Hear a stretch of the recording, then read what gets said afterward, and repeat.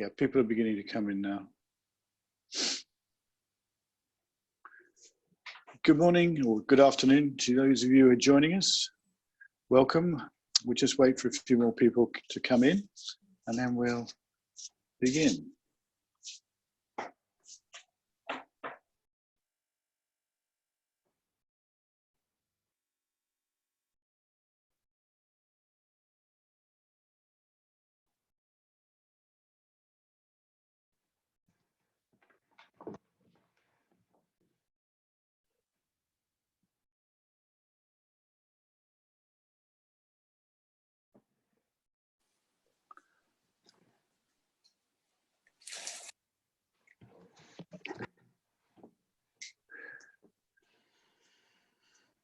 Okay, I think what we'll do is we'll start. So what I'll begin by doing is, for those of you who are new to Zoom or haven't had the fortune of using it before, on your screen you'll see three key little buttons that are useful.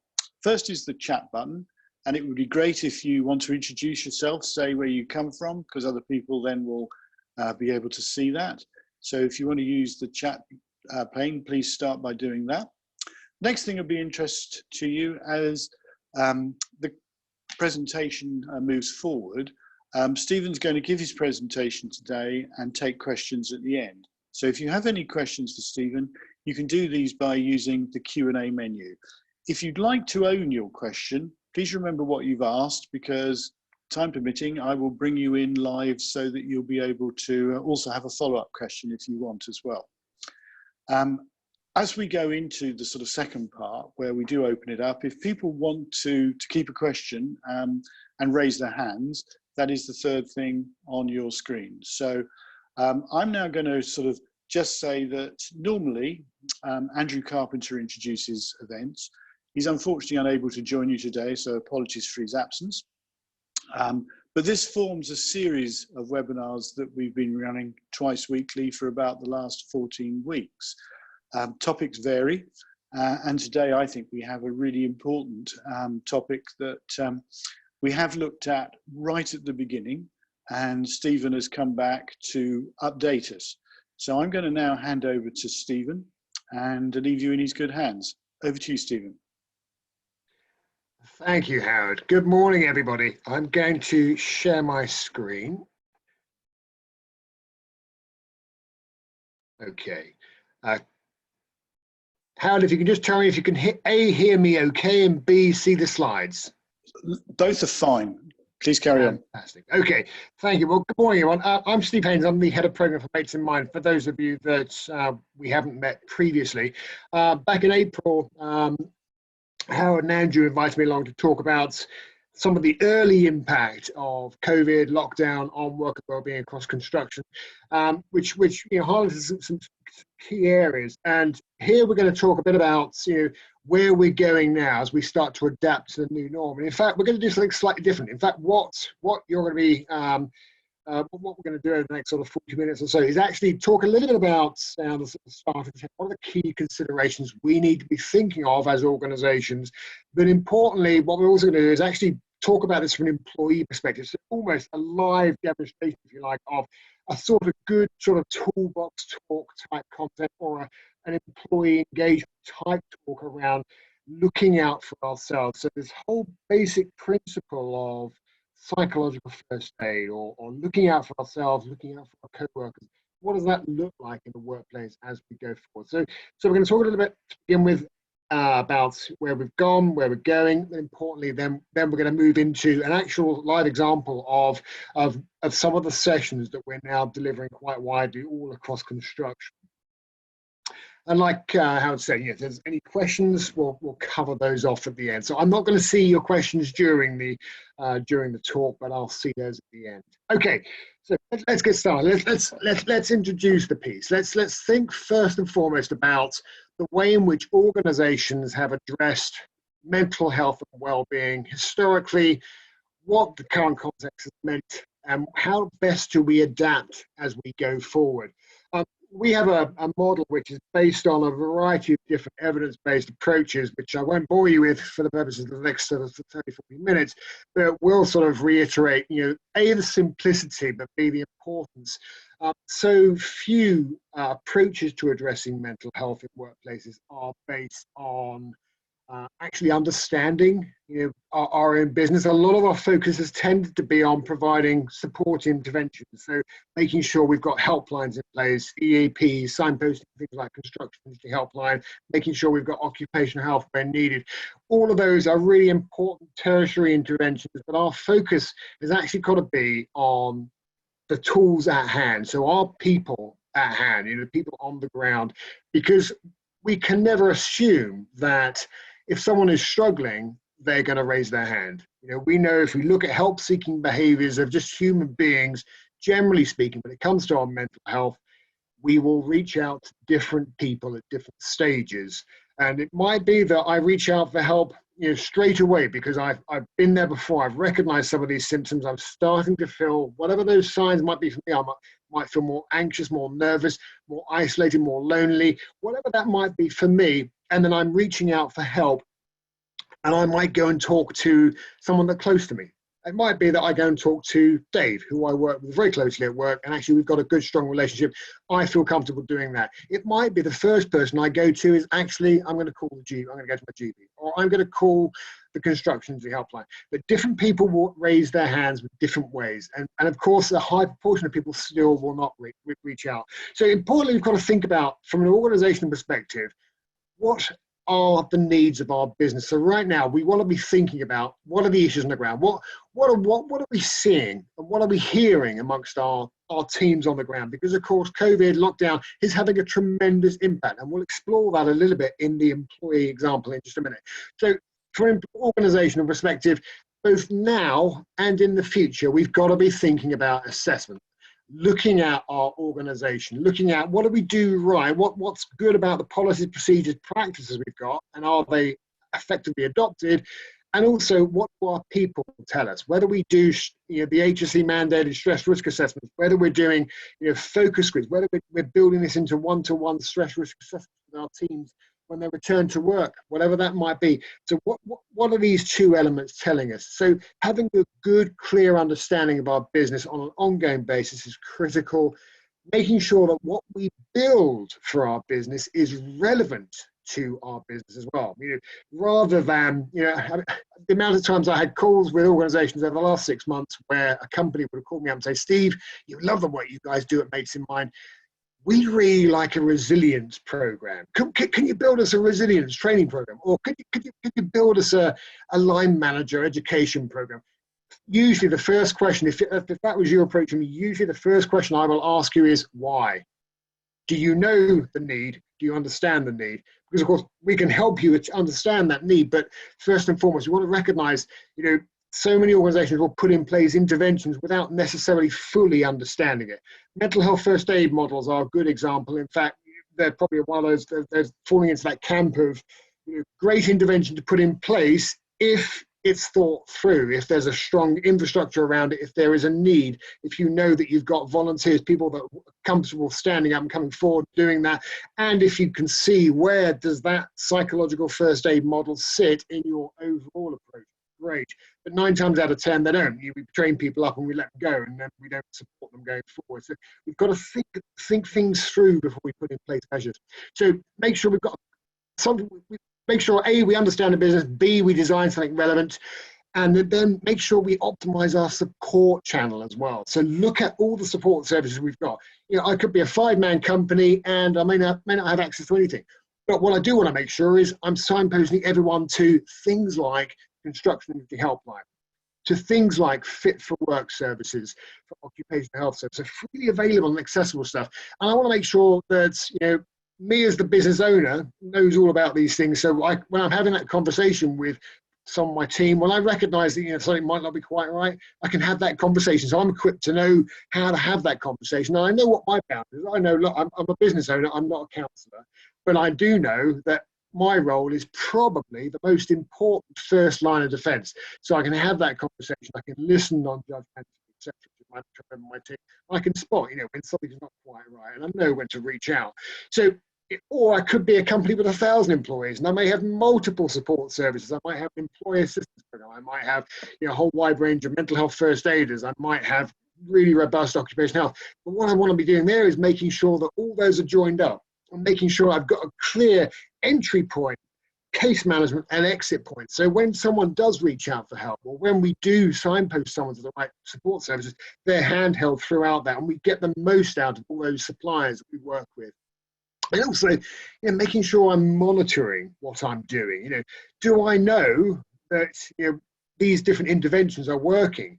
Is this having an impact on the various different key KPIs I may have set from the outset? Are we getting people back to work sooner? Are people feeling more?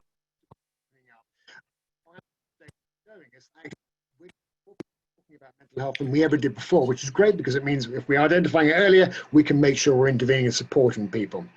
And then, of course, we're back to that whole reassessment process. And of course, making sure we've got someone that manages that. Again, if you're a small business, that's just part of what I do as the business owner.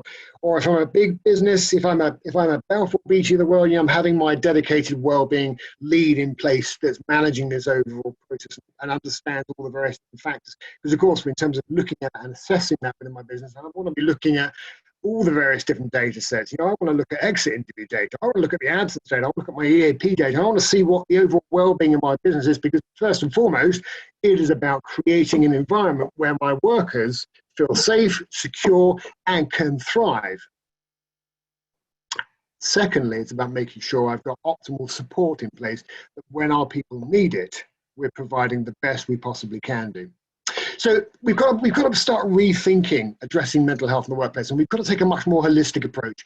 And it's not complicated. It's relatively simple. It's relatively cost neutral to an extent, and of course the end benefits are exponential.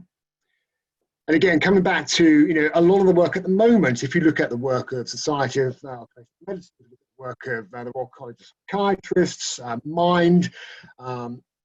CIPD, for example, a lot of the focus now is looking at more holistic joined up approaches, but also looking at the sort of primary, secondary, and tertiary interventions. If you think about those simplistically, tertiary interventions, we're talking about the stuff you've already done, the stuff like the helplines and the occupational health centers, the point of need, once someone's actually struggling at crisis, making sure they've got the right support. But we've got to make sure that's still optimized.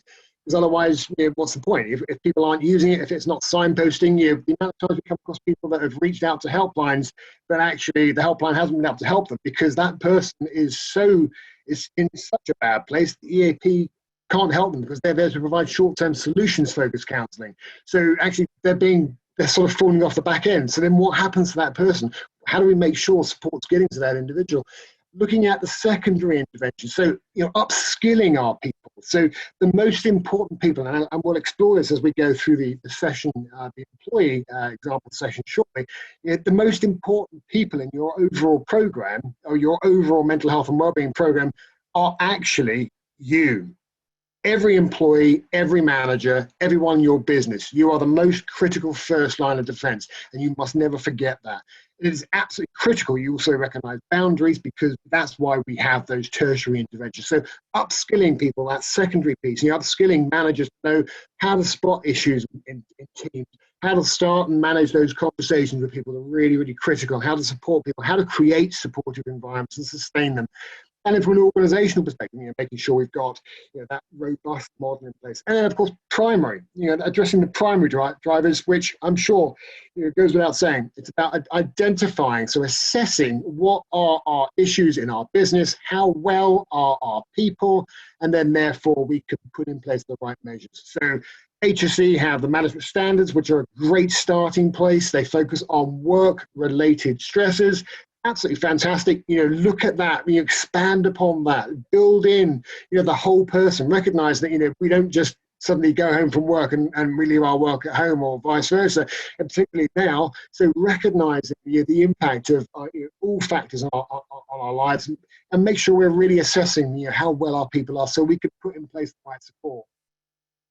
Okay, now we're going to jump into what it is, or what we're talking a lot about at the moment, based on our experience to date and how we're evolving our program. So this is an example, it's like an example of what we talk about with a lot of workforces, and it's a useful way in which we can do this, because it gives you the sense as to what sort of messages you want to be taking back to your workplaces, and the sort of messages which we know are critical based on the evidence based and what we know from all of our supporters. And as a charity, Mates in Mind works with just under 400 companies now, all across construction in the UK.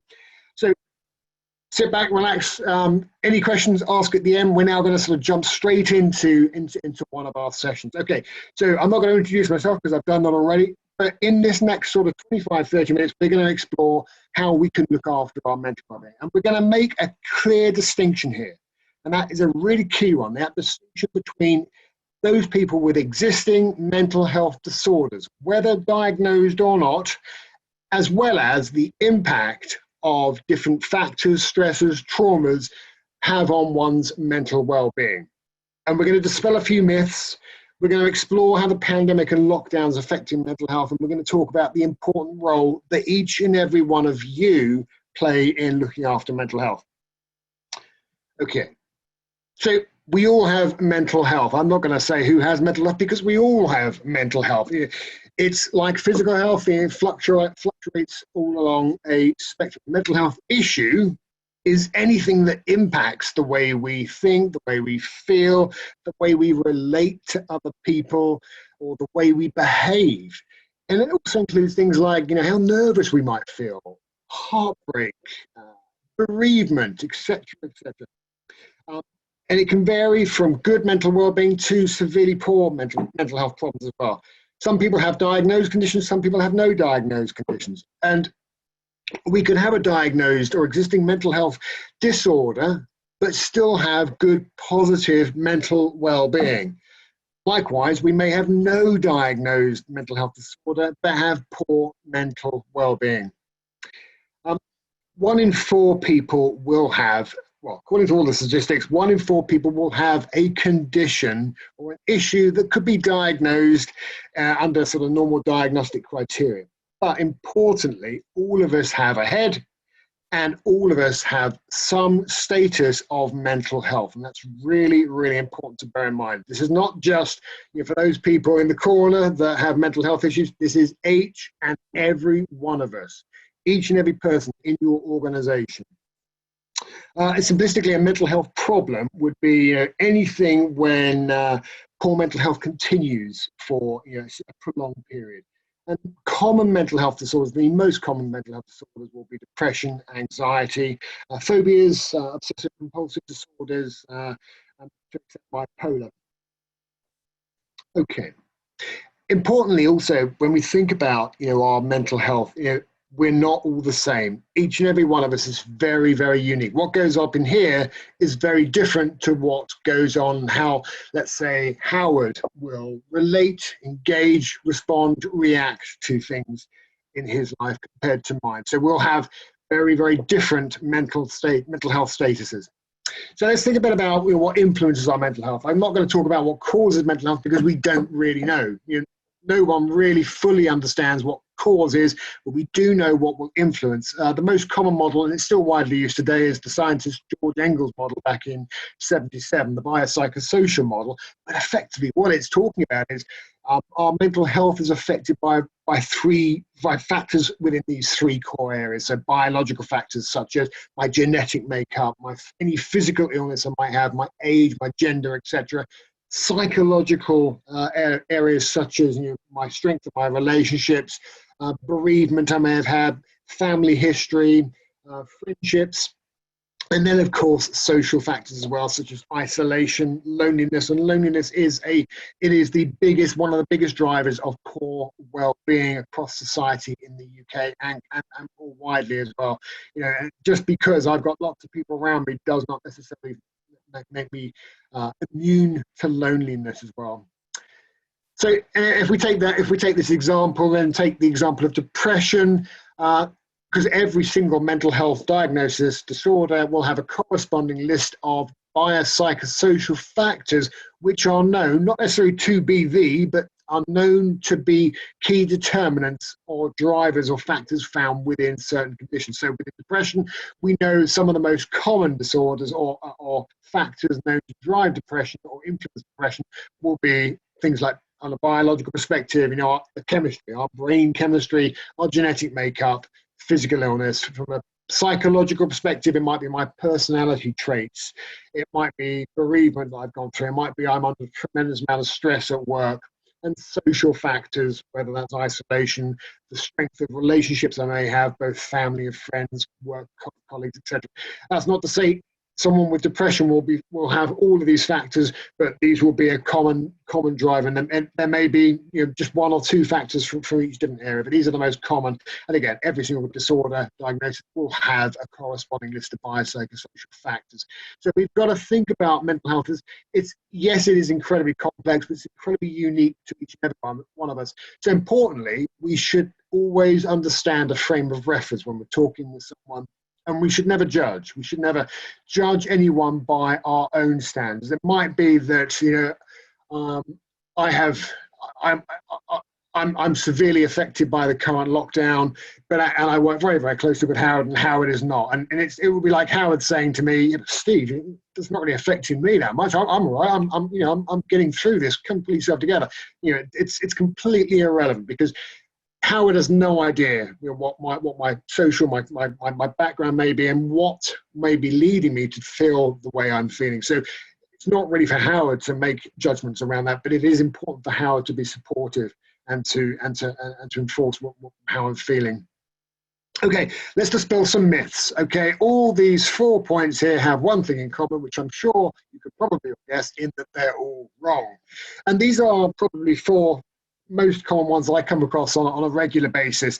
Mental health problems generally affects people of particular ages. Absolutely nonsense. You know, mental health is, I think, as the Australian video, you know, talks about, your mental health issues are an equal opportunity factor. People can't recover from mental illness. Again, we can and we do recover from mental illness.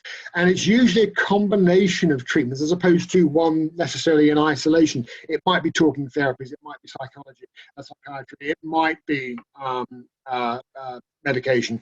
Different things will work for different people. It's understanding and getting that right balance. Majority of people diagnosed with mental health problems aren't in work. Again, it's not true. You know, around 15 to 20% of people in a workplace right now will have signs or factors which will be signs of a mental health disorder, and they may or may not have had a diagnosis. So that's almost irrelevant to an extent. And so there is a high prevalence of mental health issues in the workplace, and we know around 300,000 people every year with severe mental health issues will fall out of the workplace for a variety of different factors, usually because they don't have the support in place. They're not able to cope with their current situation. And it might be they don't feel comfortable coming forward and saying, I suffer with X, so you know, I need help. Not everyone feels comfortable doing that. We'll explore that a little bit.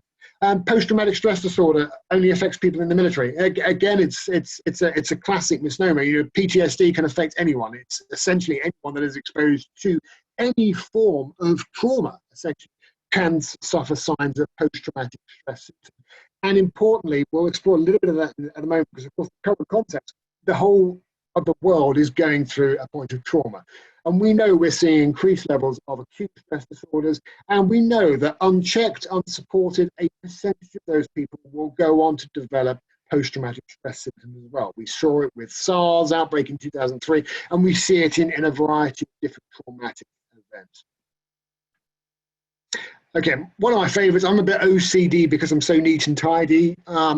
Goes without saying that it's not really an appropriate statement to make, but it's important to kind of bear in mind that it's a good example of, you know, how we still sometimes talk about mental health or mental health in society, and it's how it can sometimes influence stigma and fuel stigma. So as a society, we've got to start taking stock of the sort of things, the observations we make, and try to move away from these types of comments. If we take OCD as an example, you know, obsessive compulsive disorder is an anxiety disorder, and the symptoms will commonly include thoughts or impulses which can be really hard to avoid. And that would be, if you like, the obsessive, the O. And these are then combined with very strong feelings, which these actions must be carried out. So if you like, the compulsive element, the C. So liking things to be neat and tidy, I use that as one example, because of course it's not just about wanting to be neat and tidy. It could be a variety of different factors, but liking things to be neat and tidy is just normal human behavior. There's nothing really wrong with that. But feeling compelled to have to remain neat and tidy, otherwise there might be consequences, is a completely different thing. And OCD is a very serious mental health condition, and it has very high levels of anxiety and emotional distress. So people with OCD are much more likely to have organized cleanliness-based rituals, but they don't enjoy them. So it's important to bear that in mind, particularly if that comes into a conversation and the person you're with may suffer with OCD. It can be, of course, it could potentially be quite demeaning to their condition.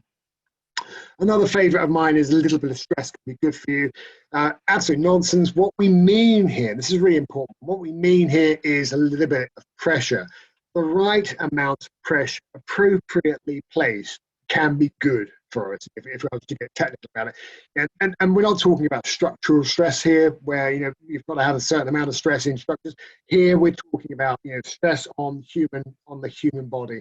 It is the adverse reaction to excessive demands. I've got too many things on my plate, too many things I can't cope with. I don't have the skills, the resources, the capabilities, etc., to cope with these. Therefore, those pressures drive stress. However, it could be Howard turns to me and says, Steve, I need you to pick up these extra 2 or 3 responsibilities. I know you've got these 5 things going on as well, but I tell you what, Steve, you're the best person to do these extra 2. If I can, can I help support you and alleviate, 1 or 2 of these areas over here, give you these 2, that could be a very good pressure. So we've got to recognize the difference between pressure and stress. And of course, pressure is good if it's controllable, if it's within our means, and we have the resources and the support around us to achieve those things. Let's jump back just quickly to pre-COVID, pre-lockdown. What were some of the issues? We know that mental health effectively accounts for, or counted then, and probably even more so now, counted for around half of all work-related issues and work-related days lost. It's a huge driver, a huge issue, and it's very, very visible. We also know a high proportion of people will still give a different reason for work-related absence, or if it's due to stress and or mental health. And that could be anything from, one day I just really can't cope because I've got too many things to do and I'm really struggling, I feel really uncomfortable, whatever that might be, I'm picking up the phone. But I know it's probably just a one-day thing for me. And I think I'll probably just need a little bit of time to kind of recoup. But actually, do I tell my boss that? Do I tell him I'm going to be stressed? Because he might then be thinking, "Oh, Steve suffers with mental health. Oh gosh, that's terrible. I don't know how to cope with that. That means he's always going to have mental health issues. Gosh, can't possibly. Oh gosh, what do I do now?" So that understanding is really, really important. So my boss knows that if I call him and say I can't cope today, I'm not going to feel judged. I'm going to feel supported, and he'll know what he needs to have that conversation with me as I get back to work, so we can start looking at how do we help mitigate that in future. That's really, really important. We create those cultures to help support people. The other key thing to consider is we all know that the suicide rate in construction is much higher than any other industry. As a male-dominated industry, it is the highest suicide rate of any industry. For female-dominated industries, it's the media and the arts. But in construction, it's about 3.7 times higher than the national average, particularly amongst finishing trades. But importantly, the key area here is around 75%, 3/4 of people that completed suicide last year, people that tragically could see no other way out and completed suicide. 3/4 of them weren't known to mental health services. So there is still a huge number of people that don't feel comfortable in standing up, stepping forward, and putting their hand up. I am struggling. I need help. So it's really, really important that we create these environments where people feel supported, feel comfortable opening up. Let's think about stigma for just a minute. Howard, can you just tell me, if you can't hear the sound, Howard, just give me a nod. Will do. To me, yeah, I'm hearing the sound. That I looked fine. I felt guilty that I didn't have any visible signs to prove the pain and suffering that I was going through.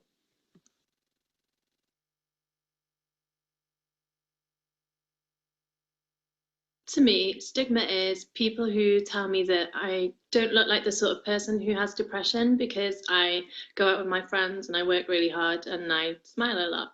The truth is that I can suffer without having to have my head clutched like this all the time or cry all the time. The struggle is real, and it's important to realise that you can't necessarily see a mental illness. Hi, I'm Ollie Regan, and stigma to me is in a relationship when you're with a partner and they just tell you to sort yourself out. There's nothing wrong with you. Just man up. I think manning up is what is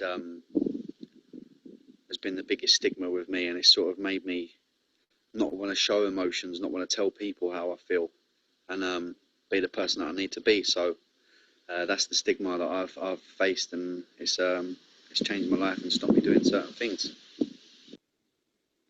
To me, stigma is being accused of being lazy at work when I was struggling to cope. It made me feel horrible that they would feel that, and made me worried that my other colleagues would feel that I was exaggerating my illness to get out of working hard.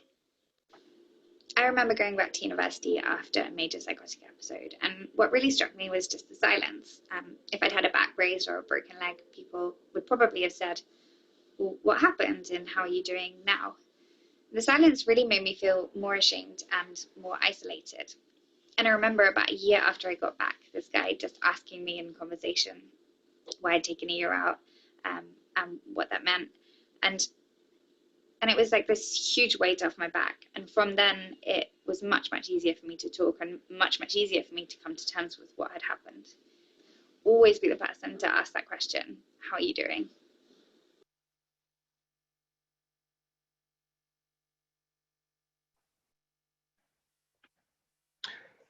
So this is a comment which I've hear every day. In fact, one of our big supermarket chains, I think, has a blazon on many of their T-shirts. Yes, to an extent, there's a certain amount of truth to it, but when it comes to our mental health, it's not quite the same. We're not in the same boat. We are, to quote Cynthia Enlow's comment a few months ago, we're in the same rough seas, but we're all in very different boats. Some people have stronger coping mechanisms than other people. Some people have different levels of resilience. Some people will bounce back and move forward and grow and adapt from the current context. Some people will get stuck and will need support. Early research shows that the mental health of many people returning to work or adaptive environments will be negatively affected. And for some, there's going to be ongoing risks. Too much Diet Coke. To those experiencing greater demands placed on them, so they might be coming back and they've got more work, and we're seeing that already in construction, where we know that to an extent, some projects deadlines haven't changed, or haven't shifted, or haven't really adjusted to the current context. So our people are working longer hours, more time. Plus, of course, we're then having to balance, those other factors. It might be that my children have gone back or haven't gone back to school. It might be my partner is or isn't working yet, or is still on furlough, whatever. So we've got to balance these various different factors. And there is a wealth of other evidence from previous traumatic events, from SARS to the impact on natural disasters on the populations affected, which suggest and show that there are long-lasting effects on our mental health. And we are already a society where we are struggling to cope. We saw from the WHO figures earlier on, 2 in 3 men last year stated that they have had periods during the past year where they've felt overwhelmed and unable to cope. So we're already a society struggling. So it's so important. The message we talk about here today are encouraging people to reach out for help and talk about this and share these messages with their teams, across their workplace. So we create these environments, these supportive environments. So let's explore that a little bit further. What do we mean by this? Really simplistically, there's a peak and trough, or peak and valley response, if you like, to in our nervous system. So right now we are in survival mode. We're sort of coming off this survival mode. We're coming through lockdown. We're starting to return to some sense of a new normal. I won't say we're returning to a previous normal because things will be very different, as we all know. So let's think about that fight and flight analogy, which I'm sure we're all familiar with. Our nervous system has this survival and recovery mode to it. And right now we're coming down from the peak. Although there are still risks, whether that's a second wave and how severe that's going to be, to how long, and what the restrictions are going to look like over the next sort of 3 to 6 months. And during this peak or this survival mode, our nervous systems are in survival mode. Our survival mode is great. Our nervous system is great because it's there to help protect us, look out for, and identify and spot imminent danger. But usually, it was created for, those times when prehistoric man would be facing a 6-foot bear, not really for sort of long, protracted global pandemics to that extent. So we've got to bear in mind our nervous systems are at this constant state of heightened emotion right now. So it's really, really important that we're aware of that. And of course, during the peak, we're not really digesting and we're not really processing what's happening and how our minds and our overall well-being is going to recover.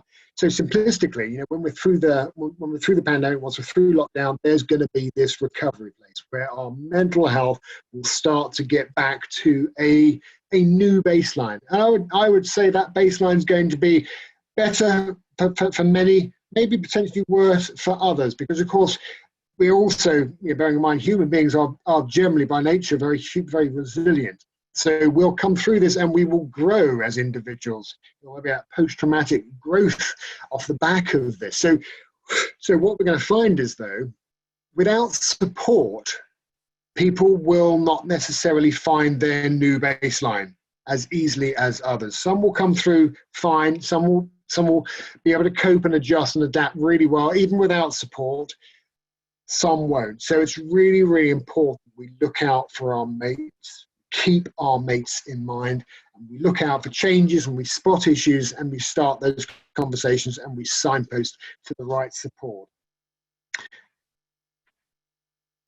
It's also really, really important that we think about identifying earlier stresses, because we know that the evidence is showing that people are at much higher or increased risk of developing mental ill health, particularly here acute stress disorders, and again a percentage of those may lead on to post-traumatic stress disorders as well. But we know that people, particularly if they don't have access to the right support, and that support is everything. Importantly, that is your co-worker support, that's support from friends and family, as well as all the professional support out there as well.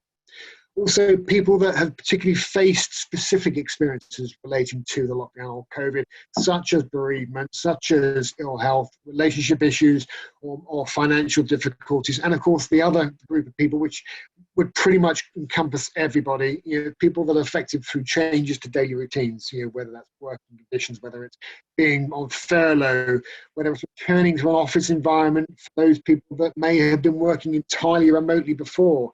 They may have gone from a blended working environment back to a straightforward 9 to 5. From an organizational perspective, we've got to recognize that no one really will go from 0 to 100 straight away as we return to what that new sense of normality is. So it's important that we make those adjustments. It's important that we listen to our employees to understand, how are you doing? What's on your mind? What do we need to do as an organization to make sure you're best supported and we can get the best. There's also, just a sort of passing observation, there's a very strong association between exposure to media coverage of traumatic events and actual development of acute stress symptoms. Boston Marathon bombings is a good example, where they identified that people were exposed to over 6 hours a day of the media exposure relating to the event were actually as almost exposed to the same amount of risk as someone that was directly at the event, which is really important. If you look at BBC News deliberately places or tries to encourage its readers to check the morning and the evening news, so you get 2 doses a day. So realistically, we've got to take a measured approach to the amount of media intake we take, and also recognizing the more trusted the source, the better it is for us ultimately. You know, if we only relied on social media intake, you know, it would have a negative impact, a greater negative impact on our overall sense of well-being and our overall sense of control. So having what you would see as trusted resources, whilst also recognizing and sort of taking social media content at face value. So what do we look out for? What sort of things do we want to be looking out for with people? Most important thing to think about are changes. So I'm going to show you a list here, but that list is kind of almost irrelevant because, you know, we could still misread these changes. We could still misread that actually John's been a bit low, a bit down the dumps, but, you know, it's been the past few days, you know, I might misread it. What I do need to look out for is, I've known John for an awfully long time. What I've got to spot are changes. What's different about John now than, you know, a couple of weeks ago? He is actually he's more irritable. He's really hard to get hold of on the phone. I can't get hold of him, and I know he was saying before that he was up late at night. So it's picking up on these things and then knowing, how do I then start a conversation? And of course, it's incredibly different for each and every one of us. It's not like I've broken a leg and I'm going to sit there. Like most other people, I'll have a cast on my leg. This will be very unique, very personal to each and every one of us. So how do I start that conversation? How do I pick up the phone with John? What do I say? So the things we've got to think about, we've got to remember that, you know, not everyone will want to talk, and that's logical, isn't it? If someone came to me all of a sudden and said, "Steve, is everything right with himself?" It's going to make me stop. It's going to make me think.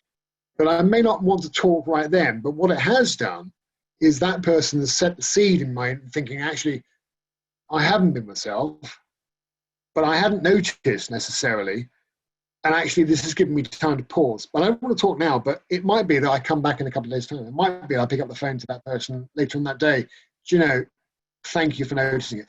I was speaking with a colleague in the construction industry just this morning, actually, and he told me his story. I'd never heard this before.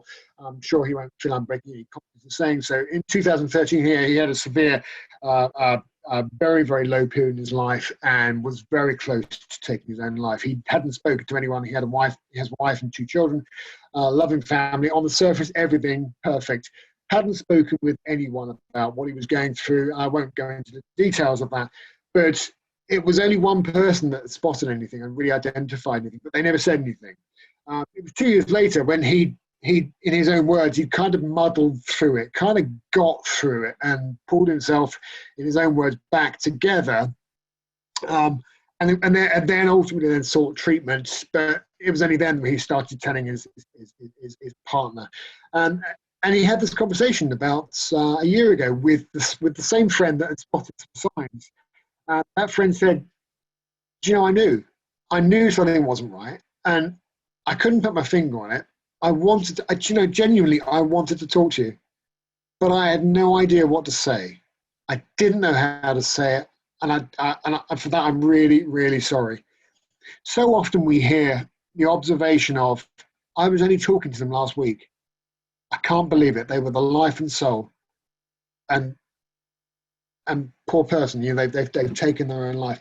We hear it so often. So never be afraid to start a conversation. Never assume that because there's a helpline in place that someone's going to raise their hand, and that's really, really important. It's a bit like trying to tell an alcoholic that they have a problem. Not really, but they're similar concepts. Let's think about the importance of the manager for a moment. So the biggest driver of employee well-being is that relationship, that dynamic between the manager, supervisor, and the employee. It is absolutely critical.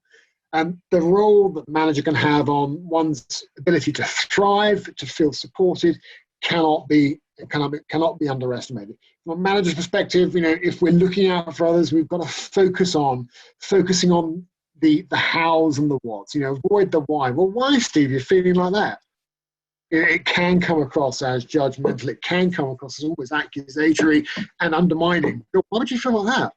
It's not what we want to get across. We want to understand how are you feeling. I I can appreciate that will certainly have an impact on you. How is it making you feel? What sort of changes you're seeing in your normal daily routine? But talking with people, helping you understand. Again, it's also about helping managers, helping to understand and identify how we can have the same routines, the same things that we had before, but of course differently. How do we do that? Let people know what's expected of them as a manager, and of course recognizing if things are different, things are to an extent harder. We also got to recognize and trust in our teams that actually they will be doing their best. This was the first thing we observed when we first went into lockdown, was people feeling that they had to be in front of their screens 8 till 6 if they were working at home. Because, gosh, what if my boss calls me? Because I've never worked at home before. If my boss calls me, I'm not here. I just happen to step downstairs to get a glass of water. Gosh, what's he going to think? So we've got to recognise, people will be doing their best. And I've seen some of the best work out of people in all of my career. I'm absolutely touched.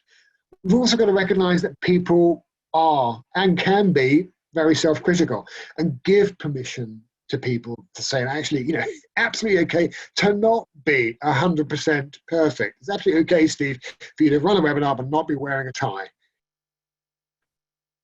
And also recognise for managers the support services that are available to us, and don't ever be afraid to reach out to them. If you have HR, obviously, or health and safety that are engaged in mental health and wellbeing, talk to them, help them understand what sort of things should you be doing differently? How do I better have a conversation with someone on my team? Think about the services you may or may not have from an employee assistance program. Most EAPs provide coaching services for managers. It might be that I've got to have a conversation with someone on my team tomorrow, and I know they're struggling. I've never done it before, and I may be a manager, but at the end of the day, I'm still a human being. I don't know what things I should say, what things I shouldn't say. How do I do that? I'm going to pick up the call. I'm going to speak to one of the coaches or one of the counselors at the EAP, and I'm going to get some advice from me. How do I best do that? Also, ACAS provides a wide range of supportive and information, and you've got Fit for Work out there, which gives you free access to occupational health advice. So there's a wide range of support and advice for managers. There's no reason why we shouldn't be doing this. All right, so let's sum up. So, end of the day, what we're trying to instill here is basic principles of psychological first aid. It's the stuff we do day in, day out, but it's just encouraging us to recognize, we are absolutely critical. We play probably the first and most important role in one's mental health and well-being, and mental health and well-being of our teams and our co-workers. We are that first line of defense. So the things we've got to think about is, everyone can and should be doing it. We should be looking out for us. We should be asking open questions. We should be non-judgmental. We should be thinking about taking this from an empathy perspective, not sympathy. I'll just reiterate that separate in a second. And yeah, our role here is to provide comfort, is to provide, to help people feel calm and to connect them to the right support. So recognize our boundaries. I am not a counselor. I am not a psychiatrist. I'm just a co-worker. But I've recognized that Dave hasn't been himself recently. I feel a bit more empowered to just start a conversation, and it doesn't have to feel unnatural. It doesn't have to feel forced. It could be as natural as, Dave, you haven't been yourself recently, mate, and I've no idea how to say this, but I really care about you. I'm always here if you want to talk. Whatever that's going to look like for you. Also, bear in mind, if this first starting point, it's not something only professionals should do. It shouldn't be, Dave, you haven't been yourself, could you give the EAP a call? We probably don't want to be starting the conversation that way. Avoid closed questions. Focus on how's it affecting you? What sort of things are you doing differently, rather than, you're right, mate, how's it going? Again, never judge. Each and every one of us is very different, very unique. Empathy, not sympathy. We should never pressure someone to talk. If Dave doesn't want to talk, just tell him, Dave, I'm here. Just, if you ever want to reach out, mate, I'm here. And never undermine. This is not about, God, is that it? If that's all it is, Howard, God, I had those issues a couple of years ago. Nah, sorted those out straight away, mate. Absolutely never undermine, never downplay, because of course it can have what might be having a significant impact for one person, might be water off a duck's back for somebody else's. But we should never make that assumption. It's not our job to assume that. So what do we think about listening skills? Also really important, because of course, in this sort of new environment, listening looks different, doesn't it? Body language is so key. The one thing I will sort of pick up here is that listening to understand. We're taught as a young age, aren't we, to listen to reply. You say something, I'll respond. But listen to understand, because that's about getting us to think and getting us to silence our own opinions, getting us to instead focus on why that person may feel that way. So it's really, really important. What's your experience been? How has it affected you? What sort of things are you finding different now? And again, validate people's thoughts and feelings. It's not necessarily about agreeing with how they feel, but it's about accepting and understanding. Empathy and sympathy. What do we mean by empathy and sympathy? Sympathy is that shared feeling, isn't it? It's usually sorrow or pity or compassion, and you show concern for someone. You're typically feeling sympathy for them, but empathy is stronger than sympathy, because this is about it's the ability to put yourself in their shoes and understand someone else's feelings by identifying more with them. Also recognize if you are having that conversation, that supportive conversation with someone, don't forget to check in on yourself afterwards, because it can be quite distressing. You might come away from a conversation feeling, I need to take 5. I need to kind of have a conversation, or I need to take a moment for myself. So never underestimate your own well-being. I'm going to skip past this just in the interest of time, because I'm conscious we're slightly overrunning. But do take a look at this video. 5 tips on how to start a conversation about mental health. If you go to the Time to Change YouTube channel, there's a wide range of great videos on there. If you want some guidance on how to start the conversation, it's a great place to refer back to afterwards. So again, you're just bringing us to a nice close. We've got to think about this. This is something we should all be doing. This is not just down to the experts.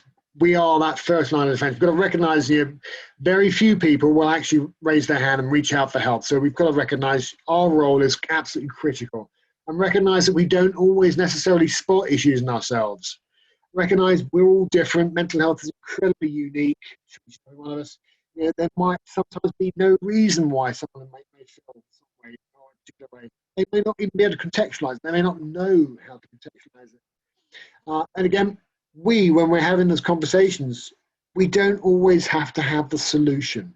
It's not about providing an answer. It's not about saying, I'll tell you what you need to do is X. It's not about that. It's about me being able to sit and relate and talk and explore with Howard how things are going. How's it affecting you, Howard? Is there anything I can do for you to support you? And then also knowing my boundaries, knowing how, whom, where I can signpost Howard to. Have you thought about, Anxiety UK provide a service on X, Y, and Z? And again, if you're going to ask how you are, ask twice or ask what's on your mind. I can't state this more. I know I've gone over this a lot, but each and every one of you on this call and everyone in the companies that you work in play a critical first line of defense. Whether it's you as a co-worker, whether it's you as a supervisor manager, whether it's your HR manager, whether it's your SHEC director, whether it's your SHEC managers, whether it's your HR BPs, doesn't matter. Each and every one of us plays a key role, as well as those professional support services. Recognize you are the first line of defense. Recognize you are there to provide that initial point of signposting and support. Recognize that not everyone's going to raise their hand. Recognize not everyone knows or can recognize issues within themselves. It's often easier to spot problems in other people than it is in ourselves. So do get to know your support services, but we'll share this page afterwards. This is obviously just a selection of them, but do get to know them. Get to know them, not just for your own benefit, but for that time when you're having that conversation with someone. The one I will pick out here, obviously you're familiar with most of them, from construction, the helpline to Samaritans, but the Hub of Hope, and these are all the freely available services. Some of you may already have internal employee assistance programs as well. The Hub of Hope on here is another great app. It's free. And you put your postcode in and you can find and source any kind of support services, whether it's a local group on bereavement, whether it's a local group on for alcohol support, whatever you're looking for, it's a wide range of services completely free. So Bringing us to a close, one size fits one when it comes to our mental health. There is no two size. There are some obvious things we can do in workplaces, but ultimately even workplace programs are quite unique. I work on multiple mid to large programs with different companies. No two programs are identical. We use lots of evidence-based techniques. We use lots of techniques based around understanding actually what are the issues with you and on the ground, what's the well-being of your workplace like, but ultimately build it around your business. It's really, really important. Remember, focus on the primary as your top one. You focus on your business. Don't just focus on we're going to put helplines in because everyone else does that. We're going to have mental health first aiders, or we're going to have health-related insurances because that just seems to be the common thing. Make sure that what you put in place is right for your business, and it's right for your business because you understand your business. Again, look out for everyone. Start the conversation. Don't assume people will ask for help. And last but not least, it's physical distancing. It's not social distancing. The amount of companies that I'm working with now where this is actually a really big issue is that the ability for us not to have that tactile sort of nature. Normally I come into the office and I'll put my hand on my shoulder of a colleague. Yeah, mate, how's it going? Good to see you again. And we're missing that. We can't underestimate the importance of that. So think physical distancing because we're certainly not socially distancing. As a society, we are much more social today than we have ever been. Howard, I'll pass over to you. I'm conscious we overrun ever so slightly. Okay, thank you very much indeed. Very comprehensive. We are getting near time. I've got two questions. So for those of you who have to leave sharp at 1 o'clock, many thanks. I will ask Stephen to let us have a copy of this, and this will be posted on our website so you can see this presentation again. But I'm going to pass straight over to a couple of questions. Andrew Dewar is still with us, so what I'm going to do is to bring Andrew in, and he can ask his question directly. But meanwhile, whilst he's coming on, I've got a question here that is anonymous and very simple. Where can you get accredited mental health first aid training courses? The best place to go is best place to go is go to Mental Health First Aid's website, and they can provide you. You can find a mental health trainer or accredited trainer from their website. Alternatively, you can always email us at Mates in Mind because we have about 120 accredited trainers around the country who go through specific training, not just with Mental Health First Aid, but also with Mates in Mind and British Safety Council to make sure they're accredited. I would strongly say that if you're doing this for your business, do think about an infrastructure around your mental health first aid program. So many people become mental health first aiders in workplaces, but then there's no support in place for those mental health first aiders. There's no proper monitoring of the service. So we don't know how effective it's being. And importantly, we don't know what support we've got. And also what kind of ongoing supervision does that mental health first aider go through? We come across situations where people may have had their training a year ago, but they might have forgotten a lot of their training, and all of a sudden someone's come up to them and they're at a point of crisis. And it's crikey, how do I suddenly all of a sudden remember all my skills and bring that back? So ongoing supervision is really important, and of course access to support for mental health first aid, who I call. Now, most EAPs can probably provide that support if you've got that in place. Construction Industry Helpline, just having the ability to speak to one of the experts at the end of their helpline service can also provide that support as well.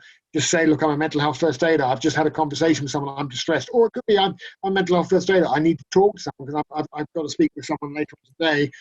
I'm not quite sure how to have that conversation. So supervision is important. So just think about the infrastructure. Don't just think about going through a 2-day training and then it's all over. It's not. It's something we need to take very, very seriously in workplaces. Thank you. Now over to Andrew, if you'd like to put your microphone on. Hi, Andrew. Hi, Stephen. Really fantastic presentation. Great to see all the research behind it and all the thinking. So really, really enjoyed that. My question was around, the barriers that companies face when they're going to implement a program like this or any kind of support for mental health for employees, because it is so important, it is so valuable, but, why aren't we seeing more of it? Why isn't it more widespread? Well, gosh. Do we have time for another hour presentation? It's a great question, Andrew. I mean, there's 101 barriers to organizations. Quite often, it could be as simple as, I have no idea where to start. Which is why you see so much focus on tertiary interventions, putting in place helplines, training up people as mental health first aid is almost kind of negating the responsibility. I mean, at the end of the day, to build an effective mental health and wellbeing program, organizations should be doing it anyway, and it should be just part of the fabric of the business. But it's really just about understanding how to do it. And it shouldn't cost anything outside of just upskilling resources within the business. Upskilling your managers to know how to create mentally healthy workplaces, putting in place a policy and practice up front that's driven by your managing director. This is why mental health is important to our business. This is why we're doing it. Don't forget, organizations also have a legal obligation to identify and mitigate work-related stress risks.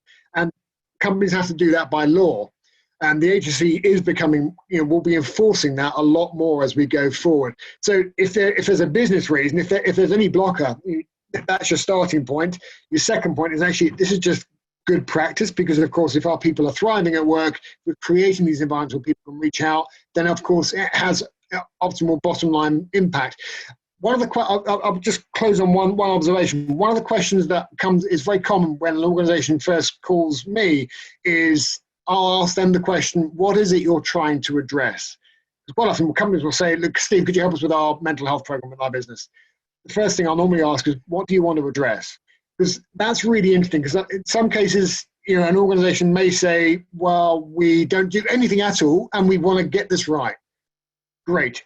It could be, at the other end of the spectrum might be, well, we've got a helpline, we've offered it for the past 5 years, no one uses it though, so we want to increase numbers on that. So there'll be a whole wide range of reasons, but ultimately it's about creating environments where people thrive.